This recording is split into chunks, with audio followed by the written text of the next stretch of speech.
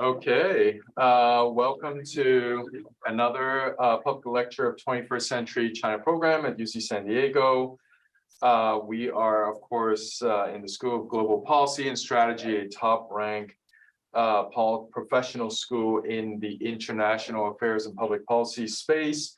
We offer a wide range of programs, including, of course, our Masters in Chinese Economic and Policy (MCPA) program, which some of you are here. Today's lecture is in hybrid mode, so that means we're both online and also in person here. And of course, at the end of this, even people online will have a chance to ask questions of our speaker. Very quick self-introduction, of course, I am Victor Xi, the Ho Miu Lam Chair in China and Pacific Relations at UC San Diego. I study elite Chinese politics, and I guess my new book just came out, Coalitions of the Weak. Of course, we're here not to talk about my book. We are here to welcome Professor Lynette H, who is Professor of Political Science at the Munk School of Global Affairs and Public Policy at University of Toronto. She studies politics in authoritarian countries, protests, and development. She's the author of multiple books, including Prosper or Perish, Credit and Fiscal Systems in Rural China. So another local debt expert myself. Also, The Street and the Ballot Box, Interactions Between Social Movements and Electoral Politics in Authoritarian Contexts. That came out also this year. That's an edited book, right? Hopefully. No, that's a single author book. So you have two single author books in 1 year. You're starting to behave like Steph Haggard here.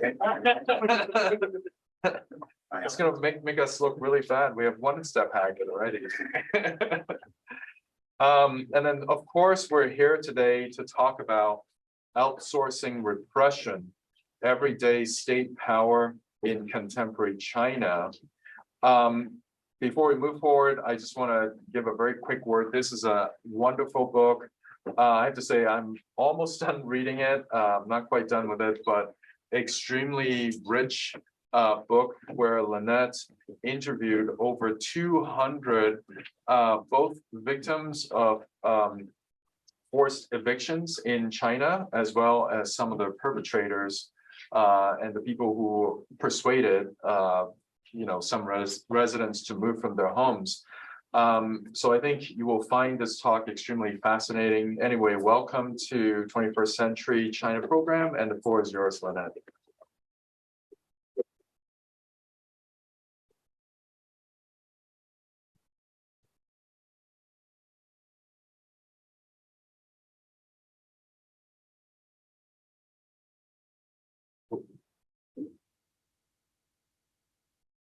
Okay, great. Thank you so much. So thank you, Victor, for the introduction. It's great to be back in San Diego. The last time I was here was many years ago. There was pre-pandemic. So I did publish 2 books this year, but the other book has got nothing to do with China. It talks about the interaction between street politics, street protests, and elections, drawing on a bunch of case studies from authoritarian countries from Eastern Europe, South and Southeast Asia. My biggest case study was Malaysia, using the 2018 major elections that causes a brief regime change as an example. But I'm here really to talk about my other bigger book project, which I've just completed on outsourcing repression and everyday state power in contemporary China. So let me start with this quote from reading Lolita in Tehran. The worst crime committed by totalitarian mindsets is that they force their citizens, including their victims, to become complicit in their crimes, dancing with your jailer, participating in your own execution that is an act of utmost brutality. So the theoretical puzzle that the book addresses is, we know that state repression, any sort of repression, usually invite backlash and resistance, right? So the puzzle here, the challenge is for the state, how do you actually balance coerce compliance? You coerce people to comply with the policies on the one hand, and minimizing backlash on the other hand.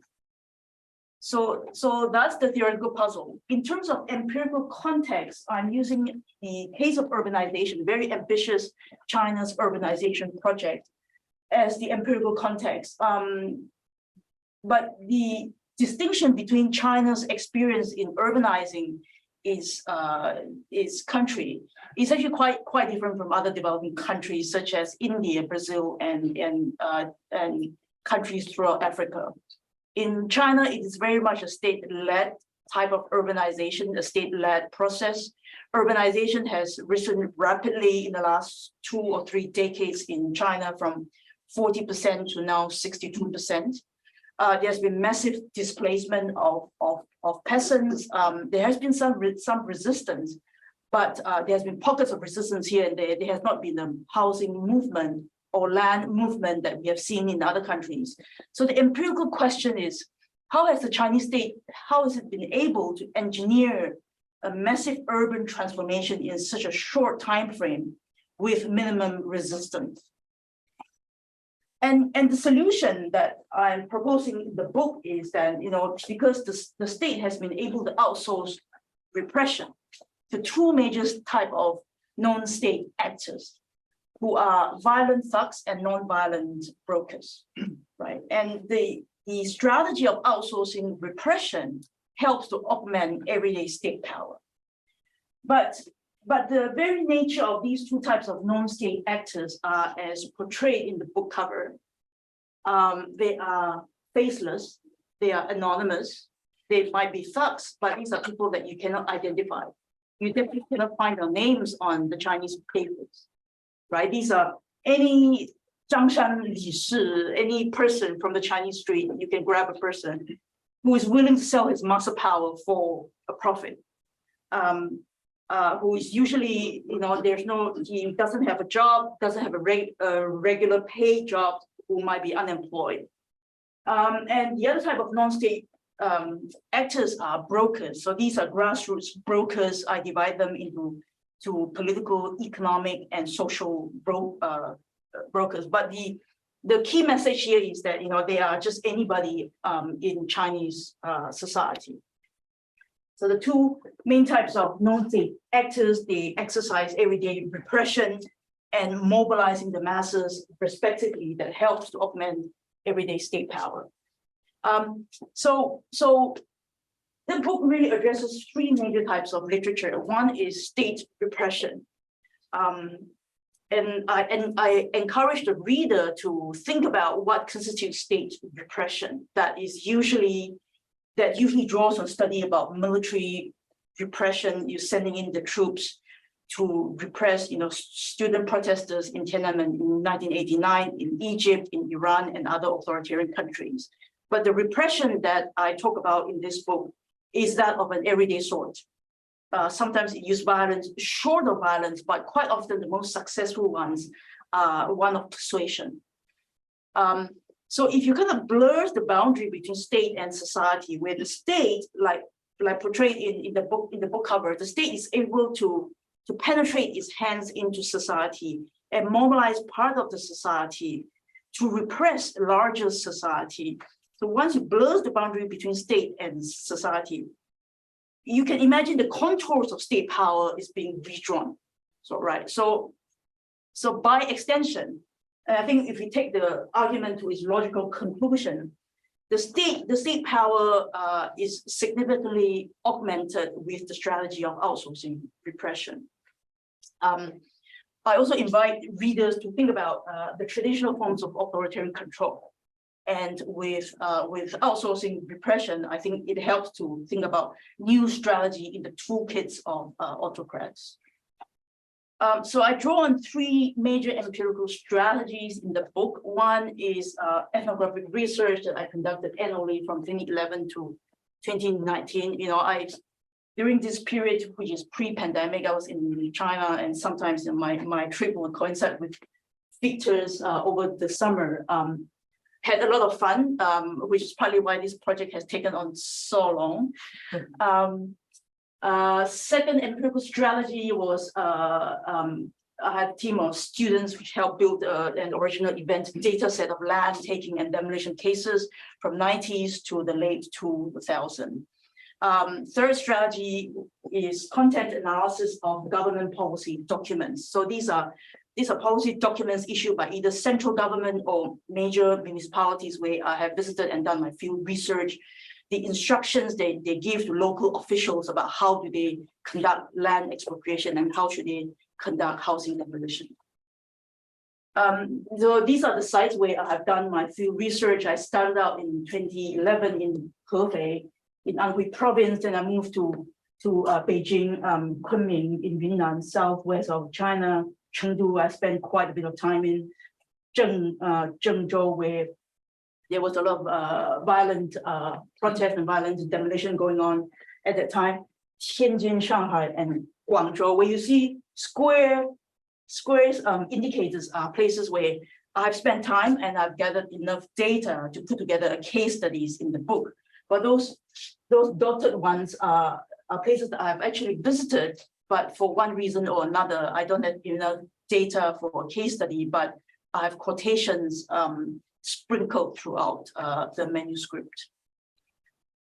So in schematic terms, outsourcing repression involves a two-step process. One is the state marshalling a small group of society to become proxies. And these proxies in turn repress or mobilize society and larger society. And the important scope condition here is complicity of the proxies, complicity of the non-state brokers, which is critical. And it then gives rise to three different dimensions of state power, which is number one, participation of a smaller group of society, which is the proxies, acquiescence of larger society. And in some selected cases, for instance, in the cases of social brokers, by drawing on their own social capital to help persuade the larger society, I think it actually helps to maintain state power and state legitimacy. So these are the two major scope conditions. One is the first is witting participation. So they wittingly participate in doing the state bidding. So this is a function of state strength. Like you hire someone to clean your house, whether or not you have power to control that person's behavior, and it's also a function of state or principal agent relationship. For instance, state control over the military, over the police, over the thugs for hire. Another scope condition is unwitting participation, which is the proxy's whole normative belief that they are actually contributing to the public good by doing the state's bidding. These may arise out of ideological conviction, cultural myth, trust in government, information control. So the proxies trust that have high trust in the government and believe that they are actually genuinely contributing to public good, which is similar to the concept of value-based legitimacy that Margaret Levy talks about. So who are these thugs for hire? So these are kind of ruffians, hooligans, hoodlums, street gangsters, and sometimes even legalized professionals like security personnel who render violence for a for-profit service. They may usually comprise of the unemployed or people who make trouble for a living. But they are very distinct from the mafias. From the Italian mafias organized, from the Japanese Yakuza, from the Russian violent entrepreneurs, right? Because these people are organized, they behave, there's a specific code of conduct which they have to abide by, and they are extremely loyal to whoever ruled the mafia. Thugs for hire, they are not like that. They are loose gangs of individuals who could be hired and who could be dismissed. In other words, they are actually quite dispensable. So if we kind of put them on this scale of between public and private force and then capacity of violence, they fall in this quadrant. They exercise private force as compared to the military and the police, but the capacity for violence are very low. because they are usually unarmed. So they use their fists. They are not trained personnel, right? They are not trained, they are not meant to exercise kind of targeted and disciplined violence. So everyday repression conducted by thugs for hire, because these thugs for hire, they are perpetrators of illegal and illegitimate act. They are usually hired to meet local governments' unfunded mandates, and their non-state identity would offer, pretense of plausible deniability. And I say plausible because it's subject to certain conditions. When the conditions are not met, then the deniability is then being denied.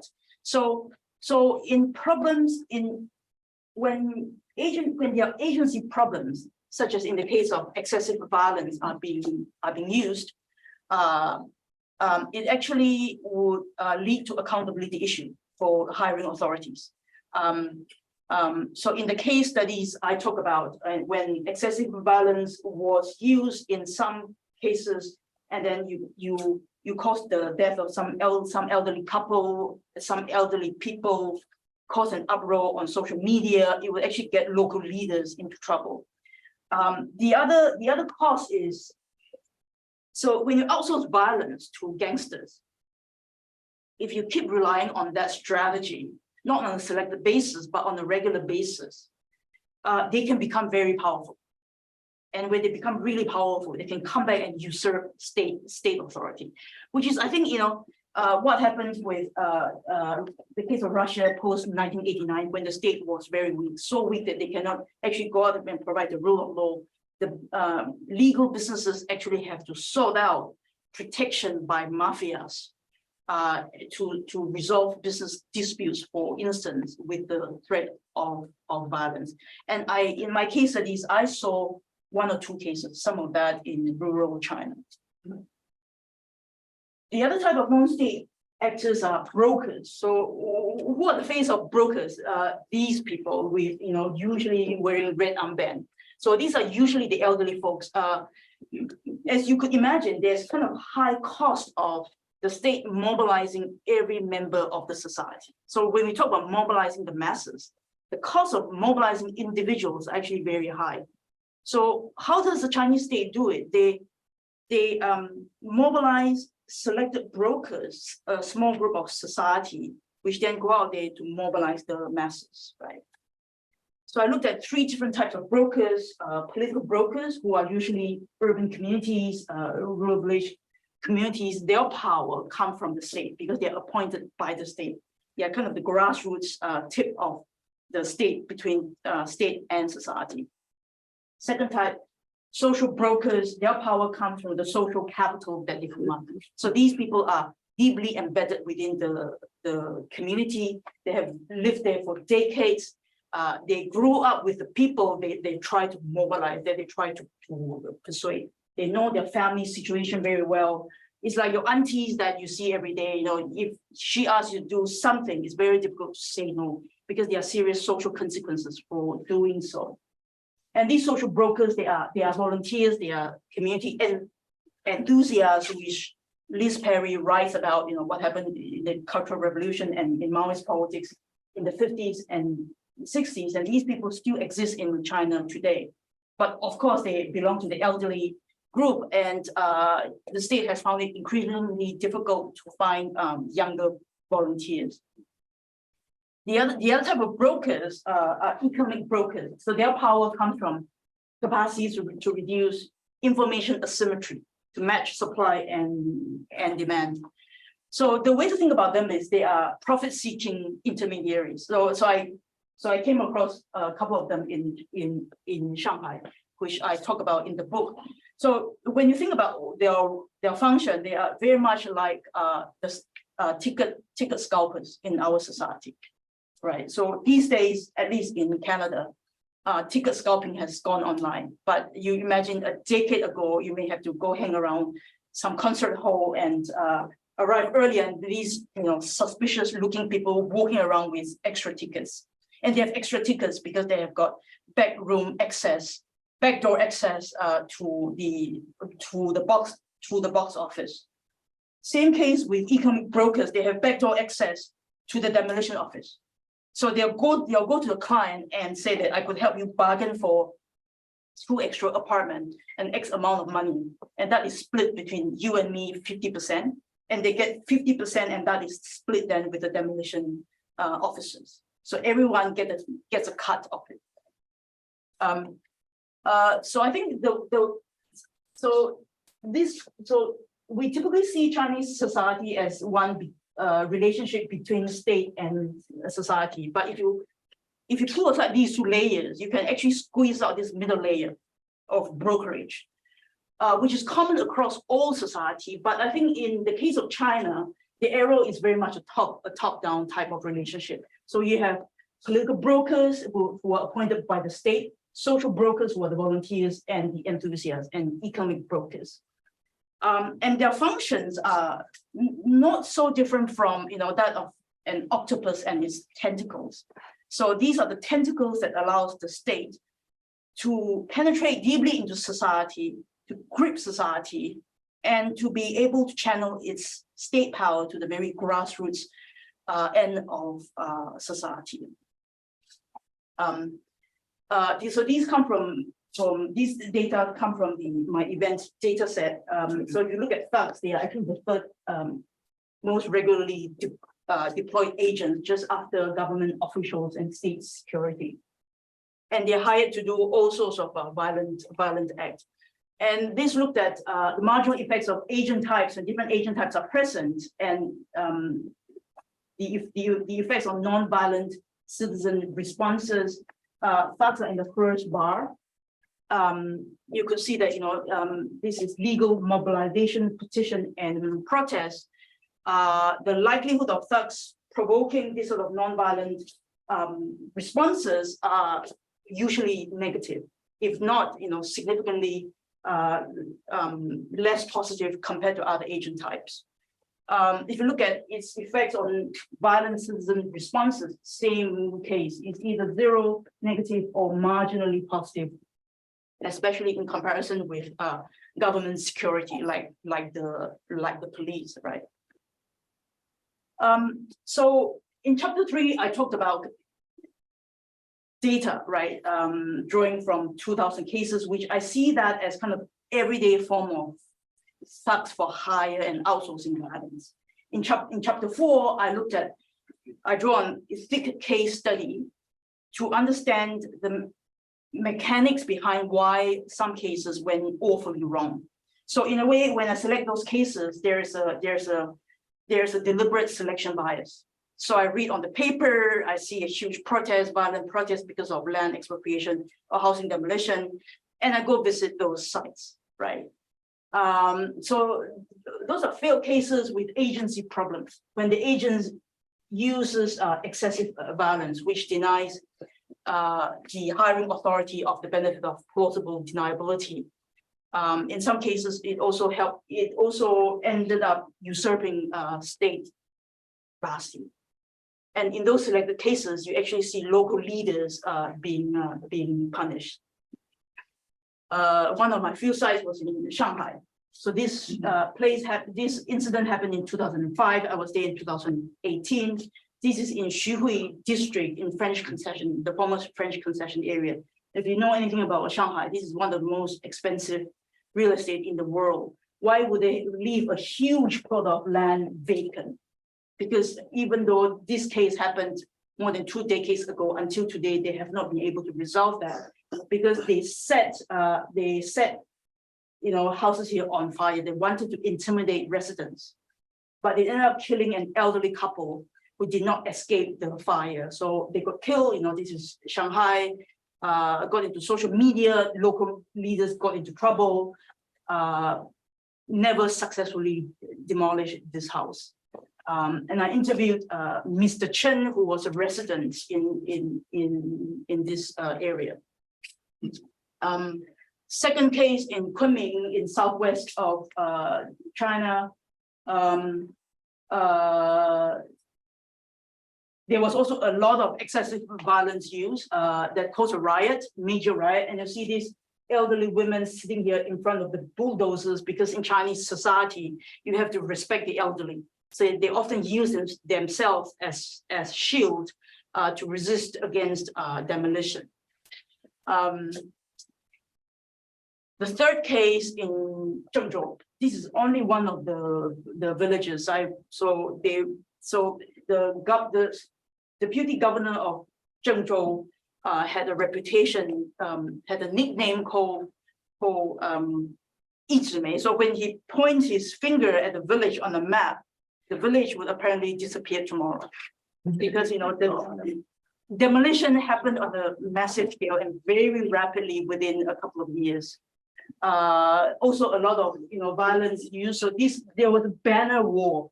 So so the government would put up this red banner saying that demolition is good for you, for changing the environment.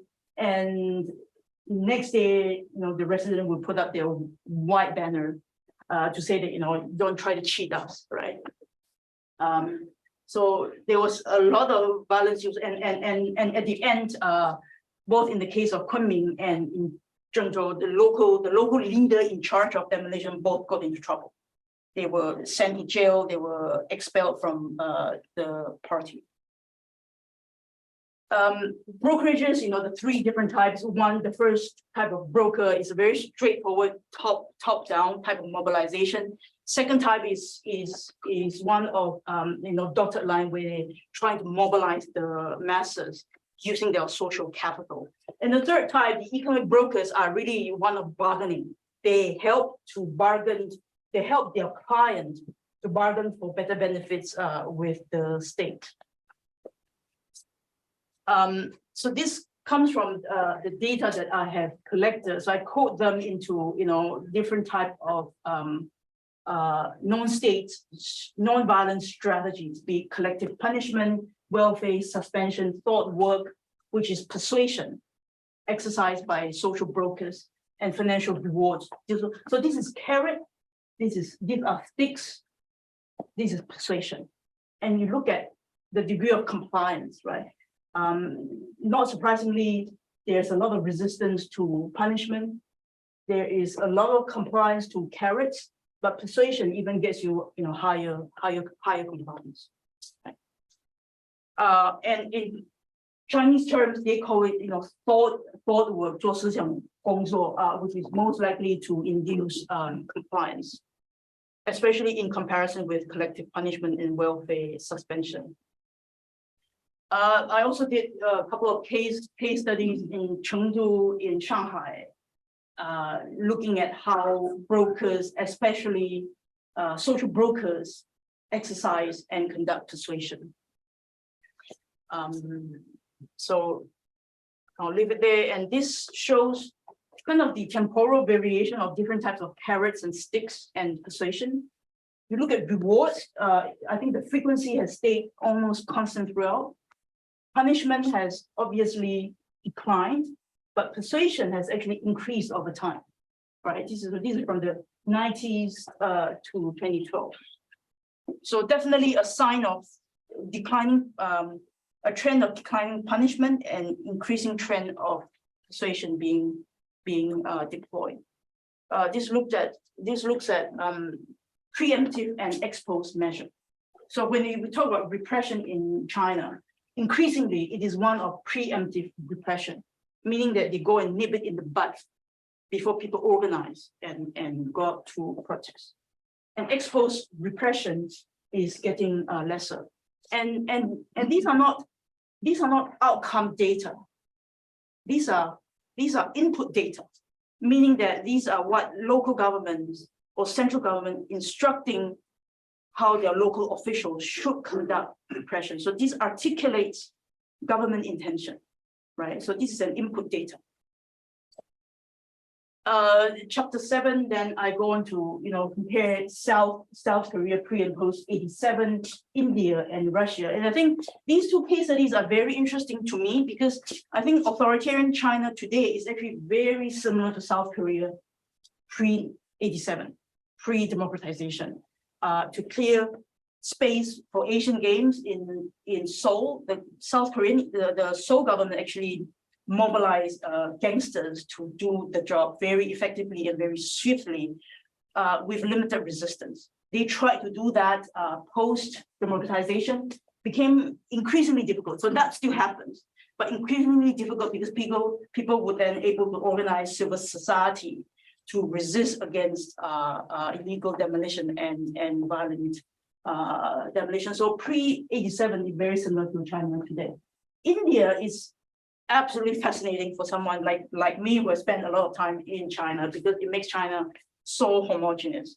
It's so black and white. India is way more colorful. If you look at, there's a lot of literature on brokerage in India, but those brokers in India have so much power compared to brokers in India. You can draw arrows up from the society. They help to bargain with the state.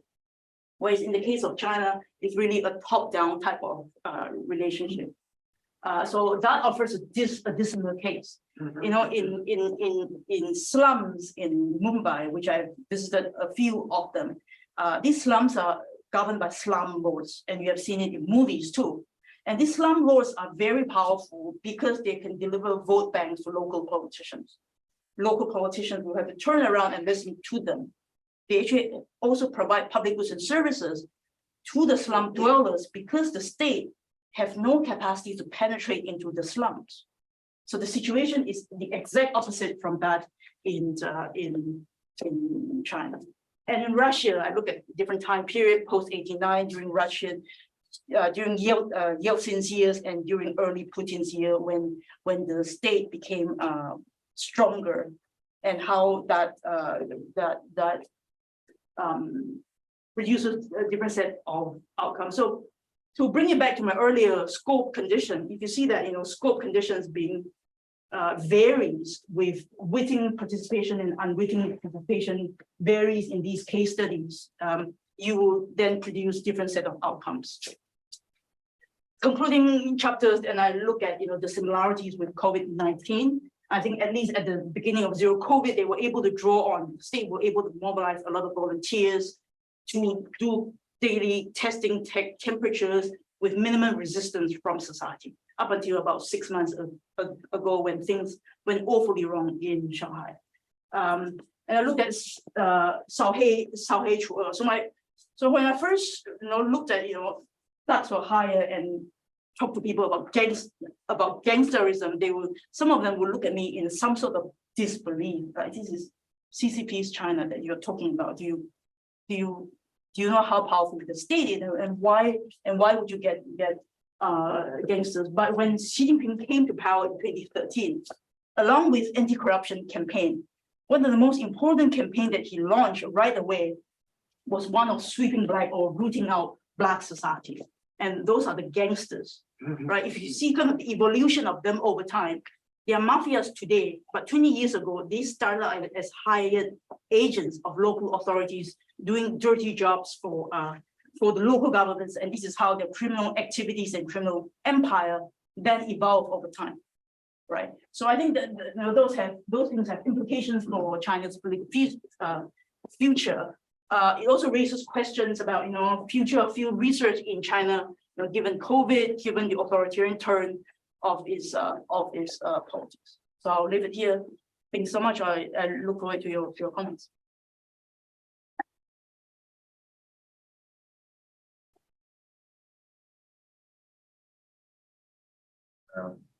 Sit and have and get grilled. get grilled exactly.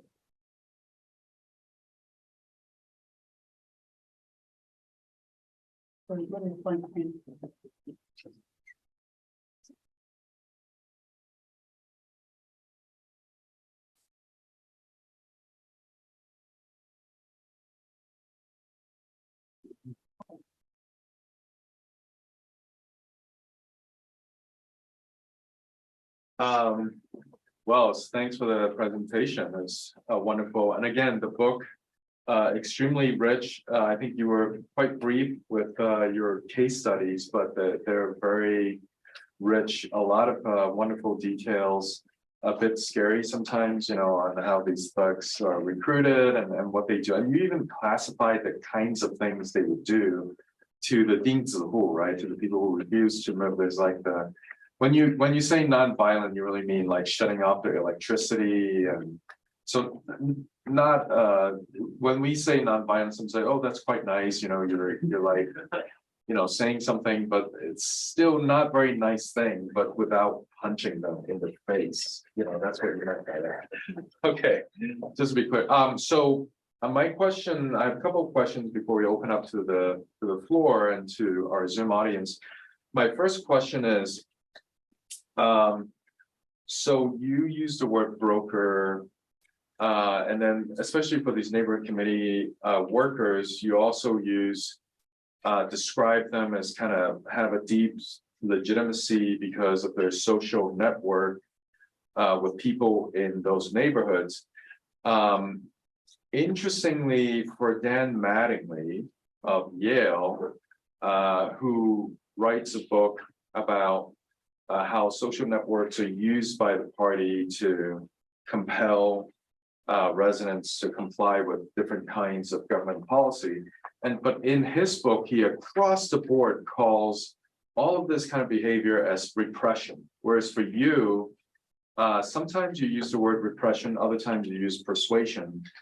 Do you fundamentally disagree with him? Like, do you fundamentally think that some of this kind of behavior is not repressive, is really just influencing, maybe, or something like that? Or do you kind of agree with him, but then you just use different terminologies? Sure. Should I address that? Yeah. Yeah. Yeah. So, the brokers that I talk about, these are individuals, right?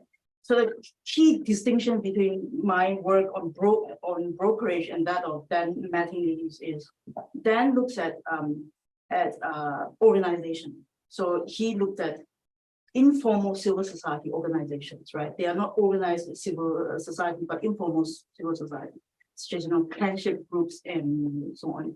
So the state mobilized these informal networks of communities to repress larger society. So whereas I looked at individuals, the state mobilizing of individuals to mobilize the masses or to repress the larger society. So persuasion is a subset of state repression. And I think if you look at state repression having different shades, from black to dark gray to lighter shades of gray, and I think persuasion would occupy that end of very lighter shades of gray. Whereas violent military repression would occupy the black, the other end of the scale, right? Because persuasion doesn't use violence. It tries to convince people by drawing on social capital, sometimes by drawing on psychology, provoking the grammar of compassion, and trying to coax people, and using all sorts of psychological intimidation at times, and drawing on social relations. So yeah, so to answer your question, persuasion is a type of state repression, very, very much so. And the contrast here is with violent type of repression. But do these community workers, do they try to persuade purely verbally, or is there some kind of implicit threat in what they say? It's like, well, if you don't listen to me, you won't, some privileges will be taken away, or something like that. I mean, what are some of the tools that the community workers had to back up some of their threats potentially? Sure. So the consequences. So two things about that. So even though I, as a political scientist, see persuasion falling within this circle of state repression, it's a subset of state repression. I think Chinese society, by and large, does not see it as state repression because it is exercised by people who are deeply embedded within the society. So when they go and try to get people to comply with certain things, it doesn't feel like the push is coming from the state, right? So the in other words, the state is transforming state society conflicts. If you want to get people to sign papers, sign consent papers, the state directly send people to do that sort of job. People will resist against the state. It's a direct state society conflict.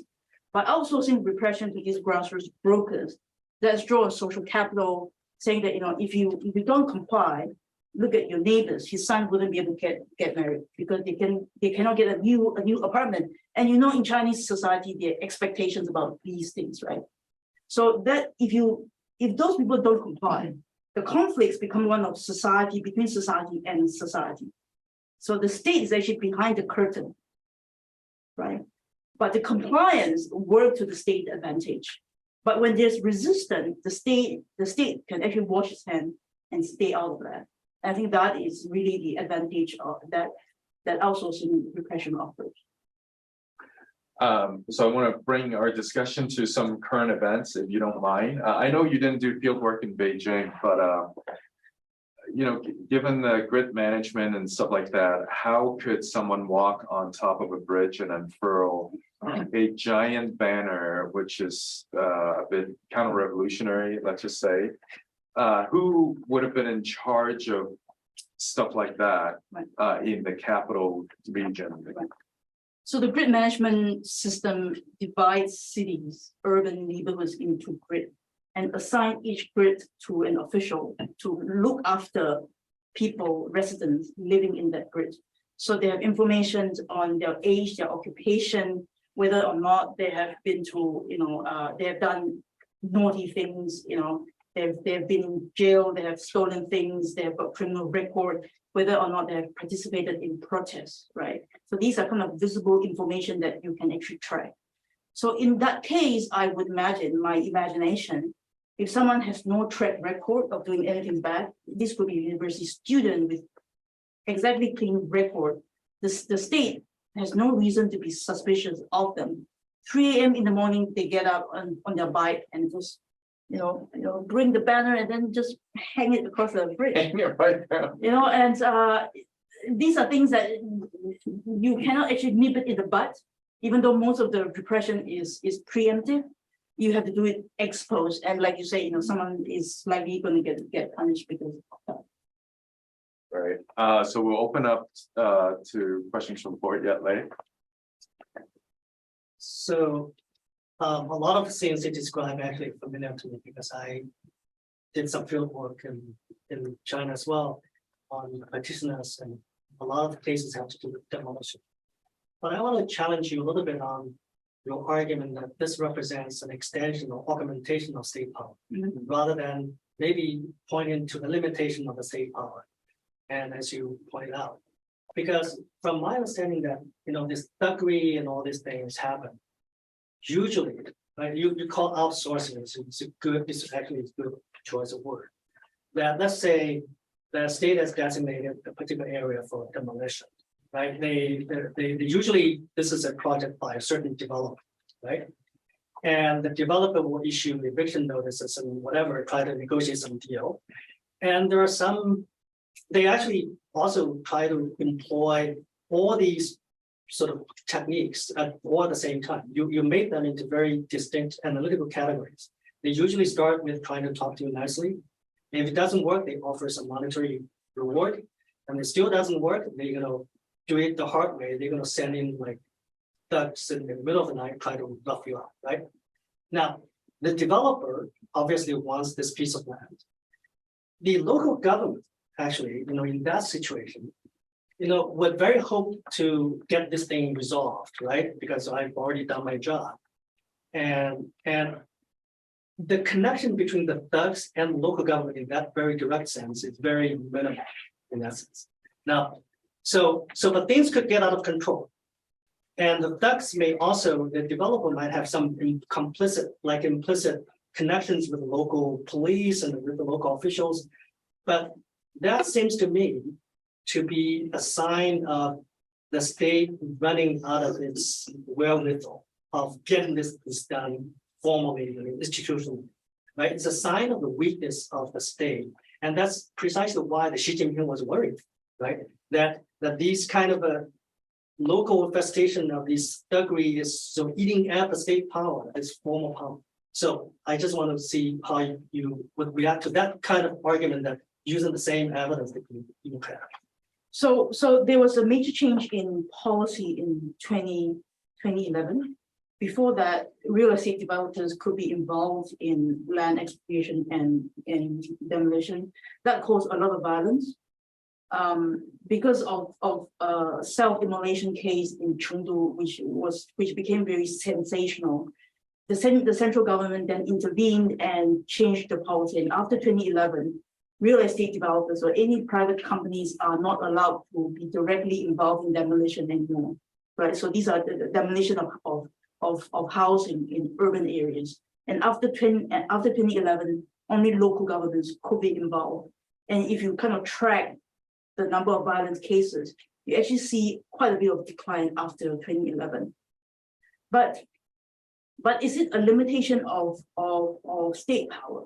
So you think about it, if the state does not outsource repression to these people, these proxies within the society, the project will get held up, right? You have entire neighborhoods of 50 families. You only need 1 or 2 families that refuse to comply and send their papers. The entire project will get held up. Urbanization will be stalled, which is, I think, what is happening in a lot of developing countries. Whereas in China, it is able to use a lot of outsourcing strategies to bulldoze land, to bulldoze neighborhoods and bulldoze houses very swiftly. And with that outsourcing and extension of state power, I would argue that it helps to augment its power that way.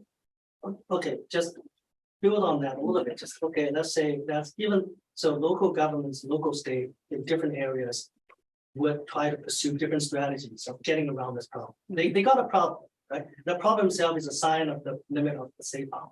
But they got a problem they want to solve. In some areas, they rough people up. But roughing people up, that particular practice, right, in connection to these things, would that lead down to the power of the state and Xi Jinping was looking at that with approval, saying, that's good. In other words, can you comment on the sort of local central kind of dynamic as well? That what you are seeing here as augmentation of state, seen from Beijing, is a problem. Okay. That's a great question. So the way I look at it is actually not that different from accumulation of local government debt in China, right? Central government give an order, you need to stimulate the economy, but it doesn't give sufficient funding. So it close one eye when the local governments go out there and build all these platforms to raise money, which then will lead to more problems a decade later. But a decade later, I'm no longer in power, so who cares? So the same case here. They need to promote urbanization because Li Keqiang said 10 years ago, urbanization is now an engine of growth. The order is then given to local government to do the job. They have to use all sorts of measures to do that sort of job. They commit violence, whatever, as long as it doesn't get them into big trouble. When they get them into big trouble, then they'll punish 1 or 2, to restore legitimacy. But largely, they would close one eye if it's done on an everyday basis, 2 a.m. in the morning, doesn't get this uproar on social media, that is fine, right? So, yeah, so it's really, I think it's an endemic issue within Chinese politics. Harry and then Jennifer. To ask another contemporary case, I was wondering if you could provide some commentary on how you think this kind of outsourcing repression strategy has been utilized in the most recent place where the masses have had to be mobilized, which is in executing the zero COVID and COVID restrictions in general. Yeah. I have an unpublished paper because for some reason that publisher said not to publish it, but I think it's got so much similarities with zero COVID, particularly the compliance stage up until 6 months ago. After Wuhan, people really buy into zero COVID because you have got huge COVID rates and death rates in the United States. They like to point out to the fact that the West cannot do a good job in protecting lives and saving lives of its people. we have the strong state capacity to do so by mobilizing the masses. Who are the masses? They are the civil servants, people with 编制 who work for the government. They also mobilize a lot of volunteers on the ground because there are just not enough people to take temperatures 5 times a day of everybody, right? So a lot of volunteers voluntarily comply because they genuinely believe in what the state is doing. They are actually contributing to public goods. So this is one of unwitting participation, an important scope condition, right? But after Shanghai, when you see people starting resisting, I think the state has trouble mobilizing volunteers anymore because they stop believing that they're actually contributing to public goods. This is becoming a nonsense policy that, when the rest of the world is traveling for summer, I still have to be quarantined for 30 days or whatever.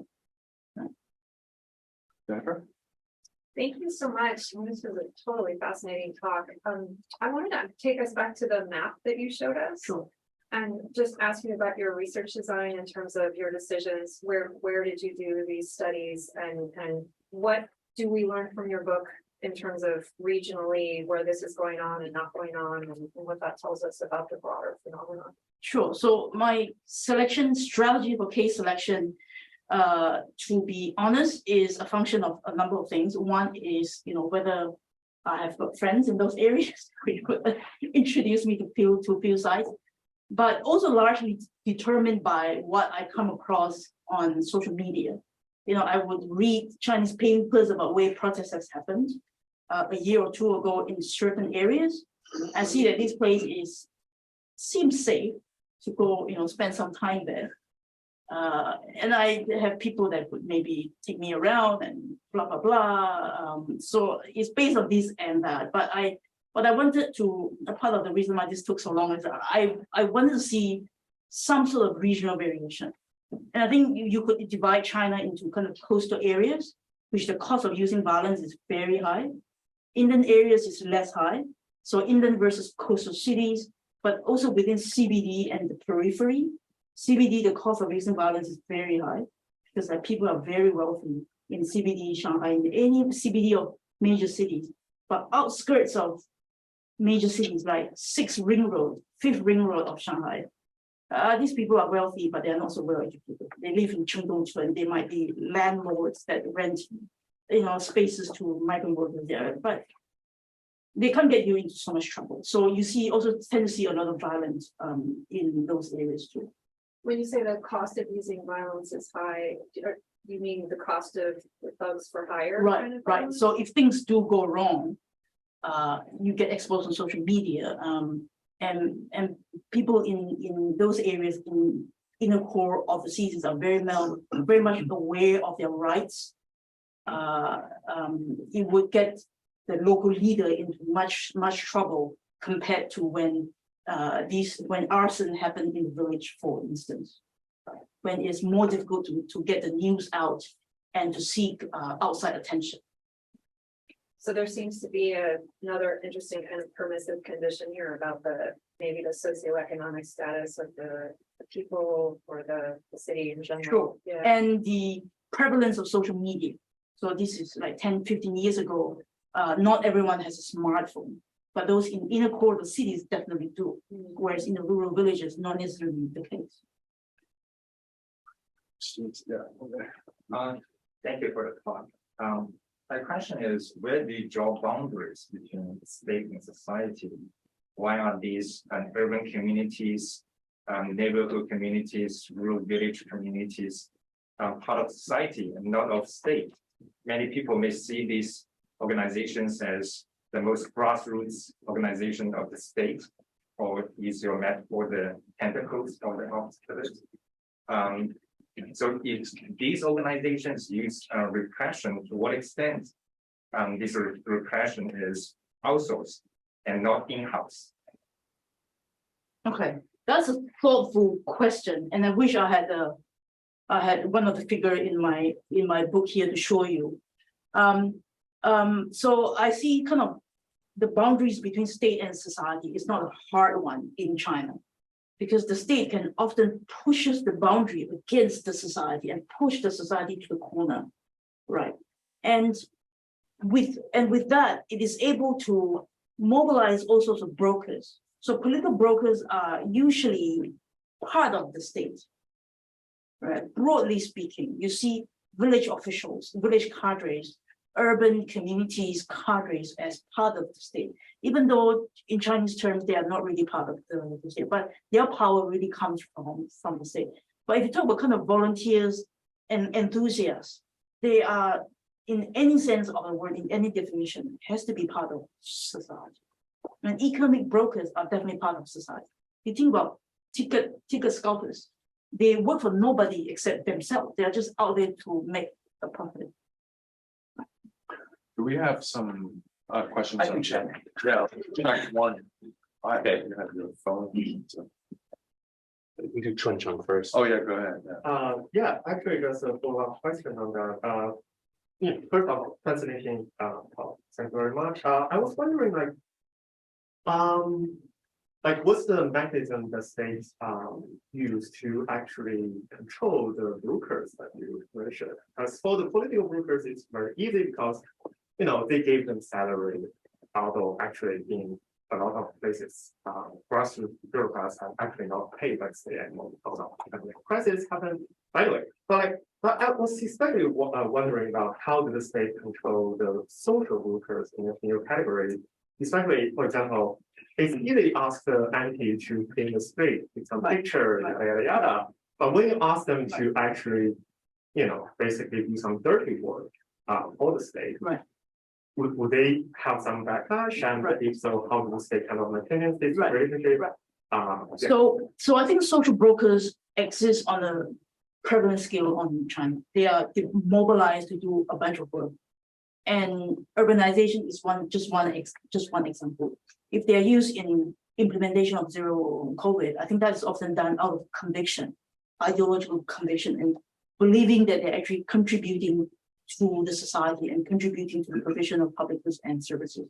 You don't really need to incentivize them, right? There's usually incentive, but the amount of money paid to them is very small.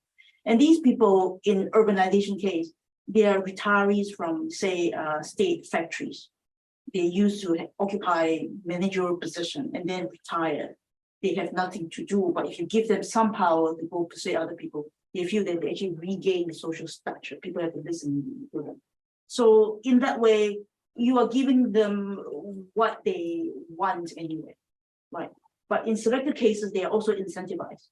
So the government would give them will give them carrots, and provide them with bonuses. If you go convince one family to sign papers, I will give you 1,000 yuan. Right. Other cases, very selective cases, there's also carrot-shaped sticks. They would give you carrots, but they threaten to withdraw that if you don't do that. And that becomes a form of stick. So all sorts depending on the job that we are actually talking about. So very quick.